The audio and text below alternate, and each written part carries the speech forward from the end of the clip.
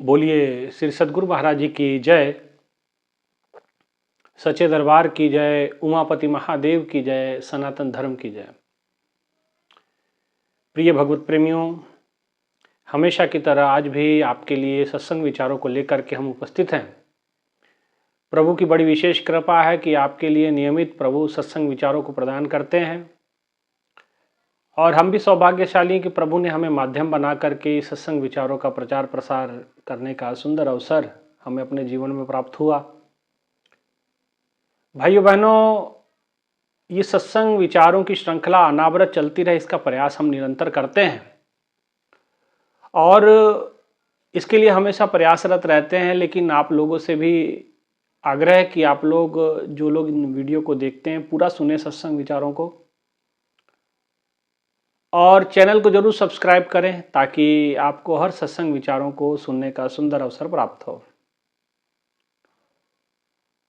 प्रभु की कृपा, प्रभु की दया शिष्य पे बनी रहे, जीव पे बनी रहे और सबसे बड़ी कृपा मनुष्य का जीवन प्राप्त हो जाना है।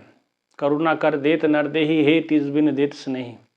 उसका स्नेह मिला, प्रभु ने कृपा की और हमें ये देह मिल गया। देह मिल जाना बड़ी बात नहीं, इस देह के मिलने के बाद संतों का मिलना उससे बड़ी कृपा मानी गई। प्रभु ने कृपा की, आपको संत मिलन भी हो गए, सद्गुरु मिलन भी हो गया। तीसरी कृपा सद्गुरु ने कर दी, अपना वो दिव्य ज्ञान, ब्रह्म ज्ञान, अपना वो महान ज्ञान जो उन्होंने अर्जित किया, प्रभु कृपा से आपको प्रदान कर दिया। अब चौथा शर्त यही है कि आपको इस मार्ग पे चलना, गुरु के बताए निर्देश पे चलना, ध्यान साधना के इस पथ के ऊपर आगे बढ़ना, अग्रसर होना। परंतु जहां ध्यान पे एकाग्र होने की बात है, इस मार्ग पे बढ़ने की बात है, तो बाधाएं बहुत हैं। कहीं आपकी मन की चंचलता है, कहीं आपके मन की शिथिलता है, कहीं आपका आलस्य कार्य करता है, कहीं आपकी जो रुचि है वो कार्य करती है, कहीं बाहरी शत्रु हैं, कहीं भीतरी शत्रु हैं। बड़ा विचित्र कार्य है। इसलिए अब इस पथ पे हमको बढ़ना है तो सत्संग की नितांत आवश्यकता पड़ती। सत्संग गाइड करता है, हमें दिशा निर्देशित करता है कि इस भक्ति के पथ पे चलना कैसे है, इस भक्ति के पथ पे आगे बढ़ना कैसे है। ज्ञान मिल गया, अब साधना सुमरन की आवश्यकता पड़ती है। साधना करते हैं, सुमरन करते हैं आप। आज बात हम इसी विषय पे करेंगे कि साधना सुमरन जो करते हैं। एक भक्त ने, एक बहन ने मैसेज किया कि स्वामी जी मन को एकाग्र कैसे करें। इस विषय में कुछ जरूर सत्संग विचारों में प्रकाश डालें। तो आज इसी विचारों को लेकर के हम आगे बढ़ेंगे कि मन को एकाग्र कैसे करें। मन को एकाग्र में बाद में करना, पहले मन को समझें। और मन में समझने वाली क्या चीज है? मन को समझना कुछ नहीं, मन को सिर्फ वाच करना है। अब आप कहेंगे क्या वाच करना है? तो आपको पता चल जाएगा कि आप कैसे हैं, आपकी रुचि कहाँ है, आपके मन की इच्छाएं क्या है, आपके मन के अंदर चलता क्या है। इन तमाम चीज़ों को देखोगे तो आपकी मन की एकाग्रता क्यों नहीं हुई आपको पता चल जाएगा। अगर आप वाकई मन को रीड करते हैं तो। किसी को पता ही नहीं कि मन होता क्या है तो उसके लिए बात अलग है, उसको तो कितना मर्जी समझा लो, आप कुछ नहीं हो सकता। पहले आपको मन को समझना है कि मन काम कैसे करता है, उसकी कार्यशैली क्या है। जिस समय आप मन की कार्यशैली पकड़ लोगे तो पता चल जाएगा कि इसको रोका कैसे जाता है, ये कार्य कैसे करता है। अगर ये पता चल जाए तो इसको रोका कैसे जाए ये भी पता चल जाए। जैसे डॉक्टर लोग होते हैं, दवाई देने से पहले मरीज से पूछते हैं ना, क्या आपको महसूस होता है। परफेक्ट तो बता नहीं पाता कि नहीं शरीर गर्म है, कुछ सिम्टम्स बताता है, कुछ लक्षण बताता है। कि भाई शरीर गर्म हो रहा है, आंखों में से आग निकल रही है, फिर जीभ खोल के, मुंह खोल के जीभ दिखेगा, आपकी आंखें चेक करेगा, तो कुछ लक्षण उसको पकड़ में आते हैं। उस आधार पे उसका ट्रीटमेंट, वो दवाई वो देता है और उसको खाने से आप बेहतर फील करते हैं, बेहतर आपको महसूस होता है।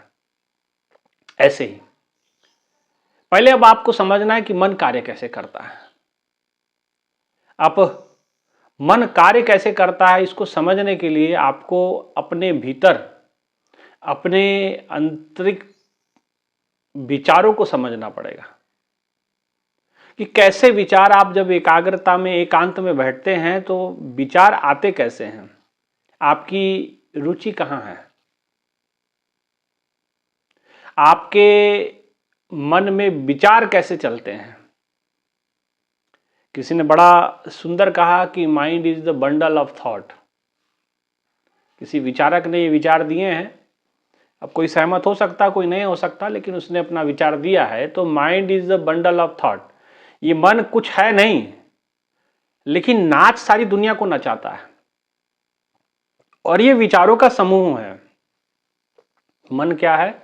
विचारों का समूह है। और आपके अंदर आप देखिएगा कि विचार आते रहते हैं, चलते रहते हैं और विचारों में परिवर्तन निरंतर होता रहता है। ये मन का स्वभाव है, ये प्रवाहमान हमेशा रहता है, निरंतर कुछ ना कुछ विचार दिमाग में चलते रहते हैं। ये विचारों का जो समूह है, यही आप, इसको ही मन मान के बैठे हैं आप, और इसे ये सारी दुनिया को नाचना चाहता है। और मन को पकड़ने के लिए इन विचारों को ही पकड़ना पड़ेगा कि ये आते क्यों हैं ऐसे, इस पे कार्य करना पड़ेगा। अब ये पकड़ में आ गया कि विचार कैसे आ रहे हैं, कैसे आदमी बैठता है साधना में तो कैसे कैसी बातें वो सोचता है, समझ जाओ कि आप वैसे हैं, आपका असली स्वरूप वो है। हालांकि संतों ने, महापुरुषों ने बताया कि मन का असली स्वरूप ये नहीं है, मन तू ज्योत स्वरूप है, अपना मूल पहचान। मन वास्तविकता में ज्योत स्वरूप ही है, प्रकाश ही आप हैं। लेकिन मन अपने आप को प्रकाश न मान करके वैचारिक ऊहापोह करता है। आप बैठते हैं ध्यान में, साधना में, अनेकों प्रकार के विचार आप ग्रसित हो जाते हैं। विचारों की श्रृंखला आती रहती, जाती रहती है और विचार कुछ समय में कुछ होंगे, कुछ समय में कुछ होंगे, थोड़ी देर में कुछ और हो जाएंगे। अभी आपने कुछ 4 बातें किसी ने कह दी तो आपका विचार कुछ और हो गया, कल वही मीठी बातें कर दे तो विचार कुछ और हो जाएगा। तो ये विचारों में परिवर्तन निरंतर चलता है, लेकिन परमात्मा अपरिवर्तनशील है। परमात्मा अटल है, अचल है, अविनाशी है। तमाम प्रकार की उनको उपाधियां दी जाती हैं, लेकिन ये मन इतना चंचल है, मन इतना चलायमान है कि विचारों की ऊहापोह में लगा रहता है। तो इसलिए भाइयों बहनों, उसके लिए साधन, महापुरुषों ने कहा, नाम स्मरण करना, सुमरण करना।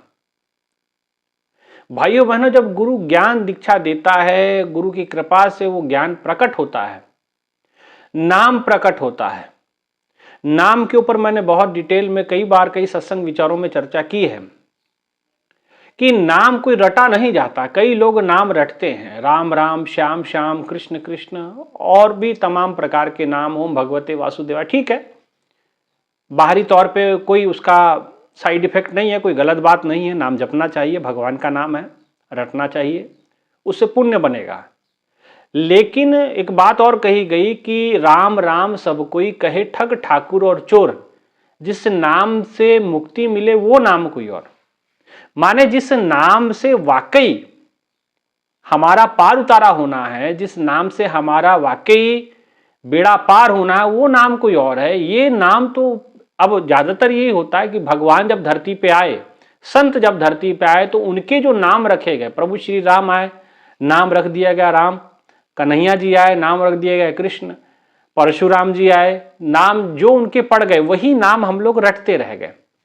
बुरी बात नहीं है, उसमें कोई गलत नहीं है, ठीक है। लेकिन कुछ इसके केवल यही ठीक है ऐसा भी परफेक्ट नहीं है, ये ठीक बात नहीं है। आप इसी को जपते रहेंगे तब भी बोले कि भाई आप उस परम अवस्था को प्राप्त कर जाएं, ये तो भाव की बात है। भाव होंगे प्रभु प्रकट हो जाएंगे। मीराबाई में भाव था, कन्हैया जी प्रकट हो जाते थे, लेकिन कन्हैया जी ने फिर क्या किया, आगे की घटना क्या है, उनको भेजा गुरु की शरण में और क्या, ब्रह्म ज्ञान की प्राप्ति, और बिना उसके मुक्ति नहीं। भाई रे गुरु बिन ज्ञान ना होए, पूछे ब्रह्मे नारदे वेद व्यासे कोय। और ये नाम स्मरण जब हम करते हैं, बाहरी नाम जपते हैं, जिह्वा से नाम जपते हैं, तो ये नाम से आप अपने देह को काबू कर लेते हैं। माने देह आपकी स्थिर हो सकती है, आपकी बाहरी इंद्रियां स्थिर हो सकती हैं, लेकिन मन अंदर बड़ा चंचल है। तो जो चीज जितना सूक्ष्म होता है उसको पकड़ने का तंत्र भी उतना सूक्ष्म होता है, उसको पकड़ना भी उतना सूक्ष्म ही होता है। तो मन तो सूक्ष्मादि सूक्ष्म है, तो नाम भी सूक्ष्मादि सूक्ष्म है, सूक्ष्म से भी सूक्ष्म है। इसलिए हनुमान चालीसा बड़ी जबरदस्त भूमिका निभाती है। वो कहते कि भूत पिशाच निकट नहीं आवा, महावीर जब नाम सुनावा। वहां रटने की बात नहीं है, सुनने की बात है। नाम रूप दुई अकत कहानी, सुन समझत और परद बखानी। नाम और रूप दोनों एक ही है। जैसे मैं और मेरा नाम, माने मेरा शरीर है और शरीर का एक नाम हमारे माता पिता द्वारा या हमारे गुरुजनों द्वारा राम रखा गया है ना। तो ये जो नाम है, जब तक ये देह रहेगी तब तक ये नाम रहेगा। और जीवित समय कोई मेरा नाम लेके पुकारेगा, या आप अपने घरों में बच्चों को बुलाते हैं कि बेटा पप्पू, तो ऐसा नहीं कि पप्पू बाहर खड़ा, पप्पू का नाम चल के अंदर आ गया, ऐसा नहीं होगा। पप्पू जिस शरीर का नाम, धड़ का नाम है, वो शरीर भी पहुंचेगा आपके पास। माने नाम और रूप दो ही एक कहानी। तो जब नाम जपते हैं तो नाम के साथ साथ भगवान का रूप भी आता है। यही मन को एकाग्र करने के लिए काफी होता है। अगर मन में नाम के साथ रूप नहीं आया तो मन एकाग्र हो नहीं सकता। यही आज के समय में भी भयंकर समस्या है लोगों के बीच में। लोगों ने कहा कि नाम स्मरण तो हम करते हैं, लेकिन हमारे मन एकाग्र नहीं होता। ठीक है, मन को कंट्रोल करना भगवान ने ऐसा कहा आसान काम नहीं है। हजारों लोगों से युद्ध करना एक अलग बात है, और अपने आप से युद्ध करना ये बहुत बड़ी बात है। जो जूझे लड़े मने से सो सूर्य प्रधाना, जो अपने आप से लड़ता है, अपने आप से कहने का मतलब अपने मन से लड़ता है, जो वो सूर्य प्रधाना, वो सूरमा है और प्रधान है, उसमें मुखिया है उसका, है ना। तो अपने मन से जूझना कैसे, तो भगवान ने क्या कहा कि इस मन को एकाग्र करने, आज जो टॉपिक चल रहा है कि मन को एकाग्र कैसे करें, तो मैंने नाम आपको समझाया कि नाम क्या होना चाहिए। नाम आप बाहरी जपते हैं, कोई बात नहीं, उसके विषय में मुझे कुछ नहीं कहना, लेकिन जो असल नाम है, 52 अक्षर लोक त्रय सब कुछ ही निमाई, 52 अक्षरी भाषा संस्कृत की है, उसी में सारी भाषाएं बनी, उसी में परमात्मा का नाम अक्षर नहीं है। कहते 52 अक्षर लोकत्रय सब कुछ ही निमाही, ये अक्षर खिट जाएंगे, वो अक्षर इनमें नहीं। भगवान के नाम का अक्षर इसमें नहीं है, ये बात समझ लीजिए। अब वो नाम क्या है, भगवान कृष्ण अर्जुन कहते कि अव्यक्त अक्षरः, वो नाम क्या है, अव्यक्त अक्षर है, व्यक्त नहीं किया जा सकता, बोला नहीं जा सकता। तो फिर व्यक्त नहीं किया जा सकता तो उसको सुन समझत परत बखानी, उसको सुना जाता है, उसको फिर समझा जाता है, और फिर बाद में उसका बखान किया जाता है। पहले सुनो तो सही, अभी नाम आपने सुना ही कहां है। भूत पिशाच निकट नहीं आवा, महावीर जब नाम सुनावा, उसको सुना जाता, रटा नहीं जाता, बोला नहीं जाता। तो वो नाम जब हम प्रकट होता है हमारे भीतर, तो भगवान ने बताया कि नाम को जपते हैं तो कैसे। कहते हैं कि केवल ऐसा भी नहीं कि मेहनत बहुत करते, कई लोग मैंने देखा 4-4 घंटे 6-6 घंटे साधना करते हैं, लेकिन बाद में उनकी हालत हम देखते हैं, उनके व्यवहार में कोई परिवर्तन नहीं है, उनकी वाणी में कोई परिवर्तन नहीं है। तो आप लोग सुनने पे समझने पे मजबूर हो जाते हैं कि भाई इतनी साधना सुमरन करने के बाद इतना ये कैसे निकल गया। कैसे, आप सुने होंगे कि कई लोग इतनी साधना करते थे लेकिन बाद में दिक्कत हो गई उनके जीवन में। क्यों हो गया ये? क्योंकि मेहनत उन्होंने की, मेहनत का फल भगवान उनको देगा, इसमें कोई संदेह नहीं है, लेकिन विधि पूर्वक काम नहीं किया, समझ पूर्वक कार्य नहीं किया। तो भगवान कहते हैं कि अभ्यास तो करना ही पड़ेगा साधना का। कहते हैं कि मन को साधने के लिए उन्होंने बताया कि मन सूक्ष्मादि सूक्ष्म है, लेकिन अर्जुन इस मन को साधने के लिए अभ्यास की आवश्यकता है, और केवल अभ्यास की आवश्यकता नहीं है, अभ्यास के साथ कुछ और भी उन्होंने बताया, अभ्यासेन और वैराग्य। अभ्यास के साथ वैराग्य, अगर वैराग आपके साथ रहा तो अभ्यास सार्थक होगा। केवल अभ्यास बात नहीं बनेगी, केवल वैराग बात नहीं बनेगी। अभ्यास के साथ साथ वैराग जरूरी चाहिए। ये वैराग क्या है? ये वैराग आपको ईश्वर के बिल्कुल समीप ले जाता है। जैसे कोई केमिकल रिएक्शन होती है, हाइड्रोजन है ऑक्सीजन है, तो हाइड्रोजन प्लस ऑक्सीजन कर दिया तो पानी नहीं बनेगा, हाइड्रोजन में ऑक्सीजन मिला के पानी नहीं बने, उसके बीच में से इलेक्ट्रिसिटी पास करना। तो इलेक्ट्रिसिटी जो है ये कैटलिस्ट एजेंट है। तो वैराग क्या है? आपके और भगवान के बीच में का ये कैटलिस्ट एजेंट है। मैं इसको संज्ञा दे रहा हूं, इसको और भी अच्छी से समझ सकते हैं आप। तो कैटलिस्ट एजेंट क्या करता है? जो प्रक्रिया हाइड्रोजन ऑक्सीजन को ऐसे डब्बे में मिला करके छोड़ दोगे तो पानी बनने में हो सकता है 10 घंटे लगे, लेकिन कैटलिस्ट जैसे बिजली उसमें छोड़ी गई तो वो कार्य उसने 4 सेकंड में कर दिया। 10 घंटे का कार्य 4 सेकंड में कर दिया, है ना। एक्यूरेट नहीं मैं बता रहा, लेकिन मैं बता रहा हूं कि भाई किसी भी प्रक्रिया को जल्दी गुजारने के लिए, रासायनिक प्रतिक्रिया को जल्दी गुजारने के लिए, जल्दी ये समाप्त हो जाए प्रक्रिया, इसके लिए जो तत्व इस्तेमाल किए जाते हैं उसको कहते हैं कैटलिस्ट एजेंट। तो भक्ति के अंदर कैटलिस्ट एजेंट का काम क्या करता है? वैराग करता है। वैराग क्या करता है कि आपके कार्य को बड़ा तेजी से, भक्ति को बड़ा, आपको बड़े भगवान तक पहुंचने में बड़ा समय लगता है, लेकिन वैराग क्या करता है? आपको तुरंत ईश्वर के नजदीक सामीप्य कर देता है, समीप कर देता है। तो वैराग वो कैटलिस्ट एजेंट है, और इसकी आवश्यकता आपको साधना में लगती है, तभी मन एकाग्र होता है। वैराग नहीं होगा, मन में राग वैराग ही नहीं है, और साधना में आप बैठे हैं ध्यान में, काम कुछ और ही चल रहा है, दिमाग में बैठे हैं लोग। मैंने ऐसे हजारों लोग देखे हैं, साधना करते हैं और दिमाग चल रहा है, अच्छा ये कार्य बाकी है ये, और दिमाग में सारे काम चल रहे होते हैं उनके, और बैठे साधना में हो। तो ऐसे साधना को साधना कहा जाएगा? भाई कुछ नहीं कहा सकता, वो अपना समझे बूझे, हमारा कहना ठीक नहीं। तो साधना का मतलब आप बैठे हैं, तन है, तन के भीतर एक और मन है, और मन खेलता है। लेकिन अगर शरीर में जो मन है वो बैरागी हो गया, अभ्यास के साथ साथ अगर बैराग मन में आ गया, तो ये मन बिल्कुल आपको भगवान के नजदीक समीप जाके खड़ा मिलेगा, आपको मन एकाग्र मिलेगा आपको। केवल आप सोचे कि अभ्यास से, तो अभ्यासी तो बहुत लोग हैं। आप कुंभ में गए होंगे, हजारों साधु लोग, आप बैठे ध्यान में बैठे एक आसन में कई कई दिनों तक बैठ सकते हैं, ऐसे लोग हैं, मैंने देखे, खुद मिले हैं। लेकिन मैं उनसे पूछा कि आपको क्या ईश्वर की प्राप्ति हुई? बोले नहीं, अभी तो महाराज जी प्राप्ति नहीं हुई, लेकिन हम अभ्यास करते हैं। मैंने कहा कोई बात नहीं महाराज जी, हो जाएगी, अपने बैराग को प्रबल कीजिए। तो कहे महाराज जी बिल्कुल करेंगे। उनसे काफ़ी ज्ञान चर्चा हुई, महाराज जी के विषय में बताया, ज्ञान के विषय में बताया, सत्संग विचार सुनाया। पर भाई तो कि महाराज ये हमको नहीं पता था, आज आपने बताया।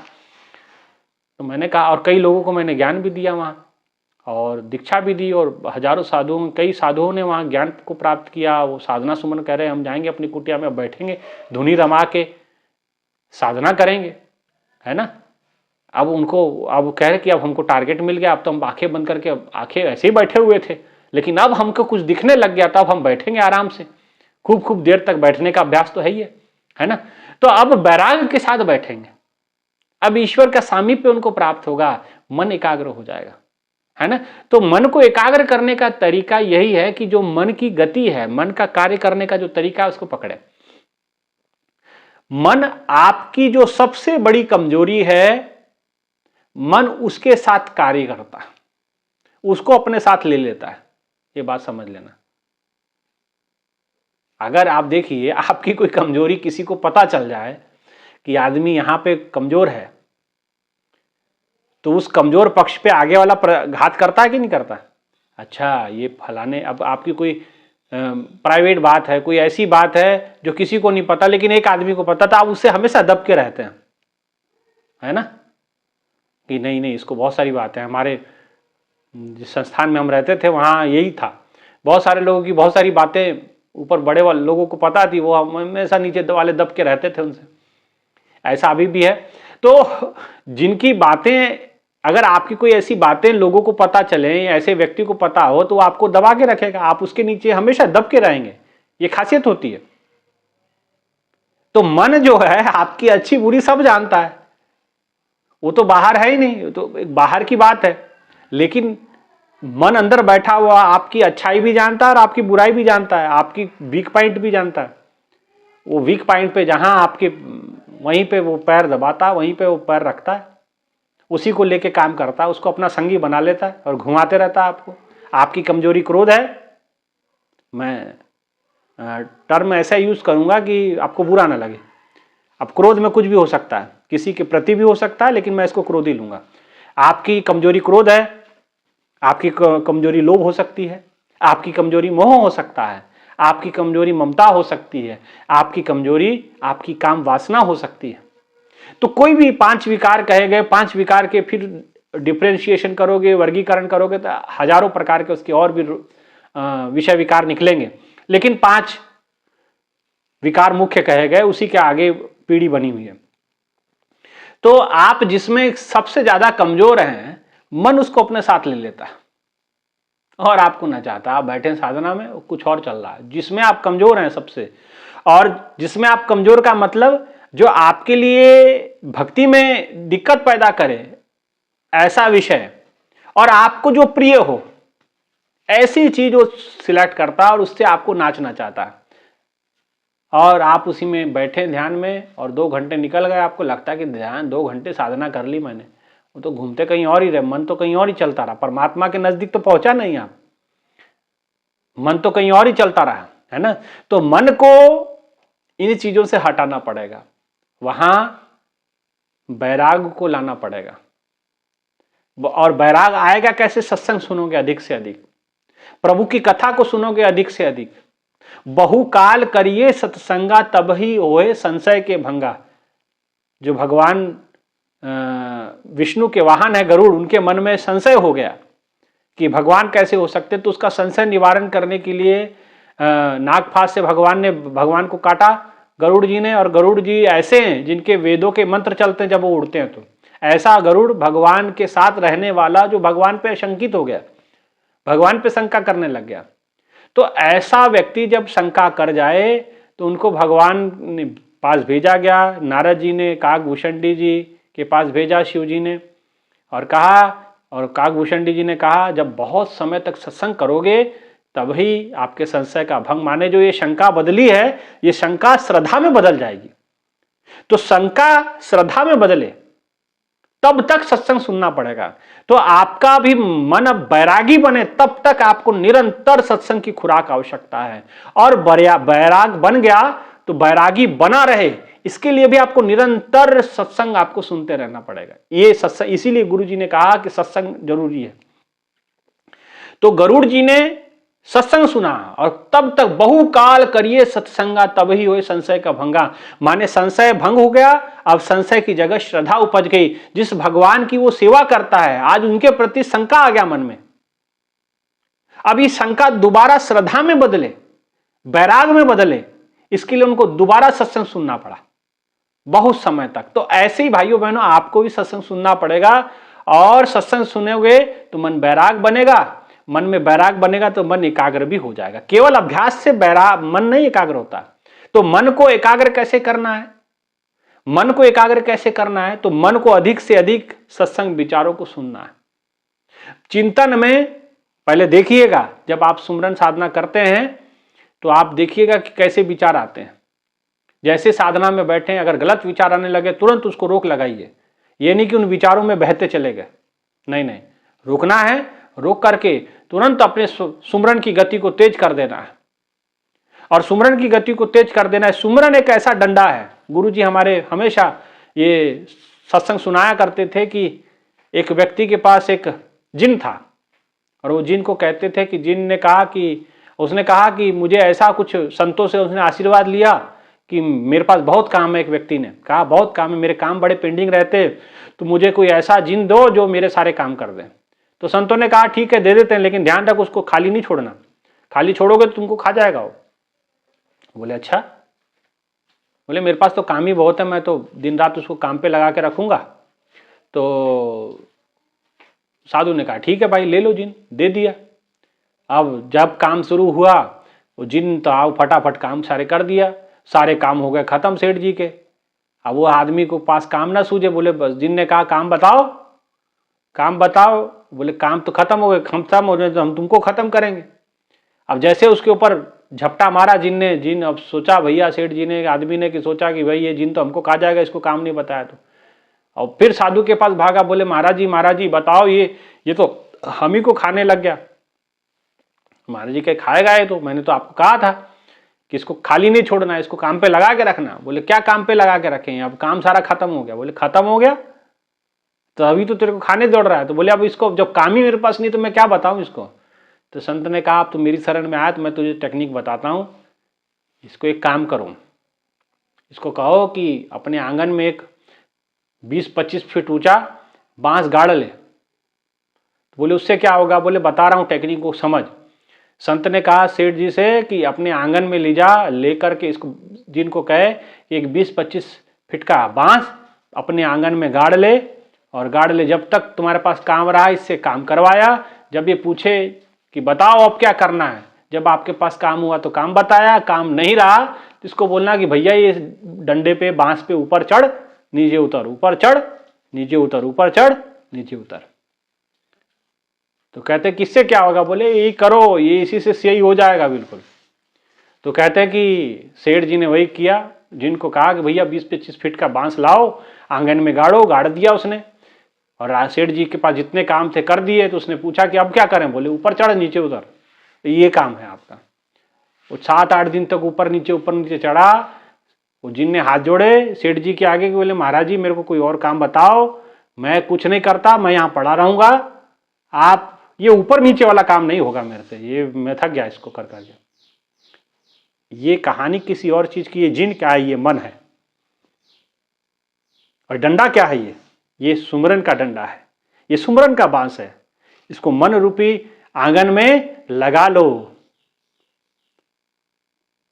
और जब काम लगा रहा सत्संग सुनो, सत्संग सुनाओ, सुनते रहो, कार्य करते रहो, प्रभु का सुमरन करते रहो। जब मन खाली हुआ इसको लगा दो सुमरन में, ऊपर चढ़ नीचे उतर, ऊपर चढ़ नीचे उतर। तो देखिएगा कि ये मन भी 8-10 दिन में सरेंडर बोल जाएगा कि भैया मैं हारा आप जीते, है ना। तो मन के जीते जीत है, मन के कोई बहुत बड़ी टेक्निक नहीं है इसकी।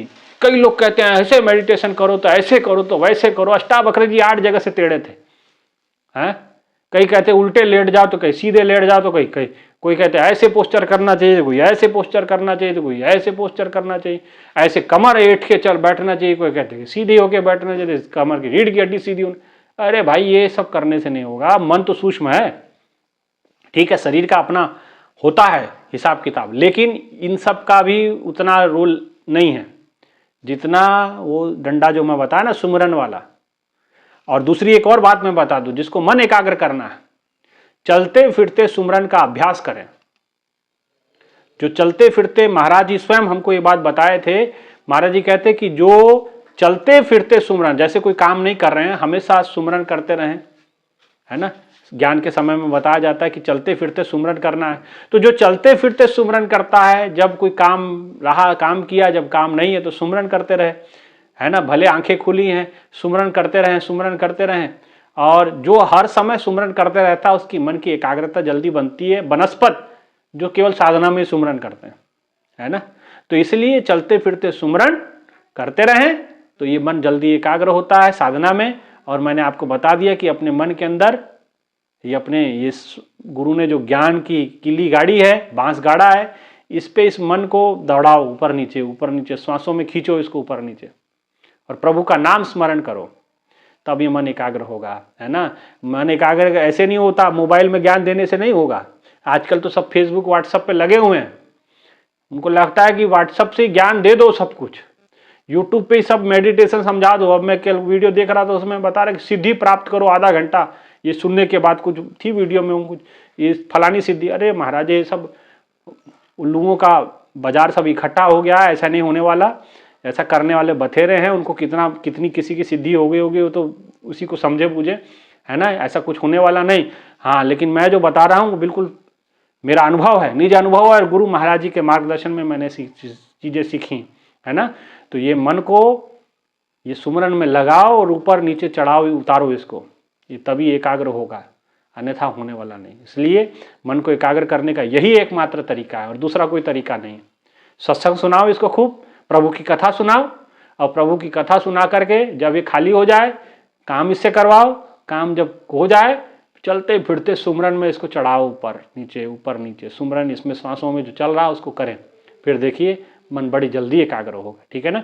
तो यही आज के विचार थे। बहन भाइयों ने पूछा था कि मन को एकाग्र कैसे करें, तो ये मैंने इसको शॉर्ट में बताया है, और भी विस्तार में मैं इसको आगे वीडियो बनाऊंगा और भी डिटेल में लूंगा, लेकिन मैंने शॉर्ट में आपको समझा दिया कि सुमरन अधिक से अधिक करें, और जैसे मन भटके, साधना में बैठे, दिमाग इधर उधर जाने लगे, मन इधर उधर जाने, तुरंत सुमरन की गति को तेज कर दें। ये भी एक तरीका है इसका मन को एकाग्र करने का। ठीक है ना। इसको समझें और इसको प्रैक्टिकल आजमाएं, हफ्ता 15 दिन इस पे प्रैक्टिकल करें, इस पे कार्य करें, वर्क करें, है ना। फिर देखिए रिजल्ट आप खुद स्वयं मेरे को बताना। ठीक है। इतना ही कहते हुए आज के विचारों को मैं यही विराम देता हूँ। वीडियो बहुत लंबी हो जाएगी। आपसे एक बार फिर पुनः आग्रह कि आप जो है चैनल को सब्सक्राइब करें और जरूर आगे तक ये विचारों को संप्रेषित करें, प्रचार प्रसार करें। और इतना ही कहते हुए विचारों को विराम देता हूँ। बोलिए श्री बांके बिहारी लाल की जय, उमापति महादेव की जय, सनातन धर्म की जय, सदगुरु महाराज जी की जय। धन्यवाद।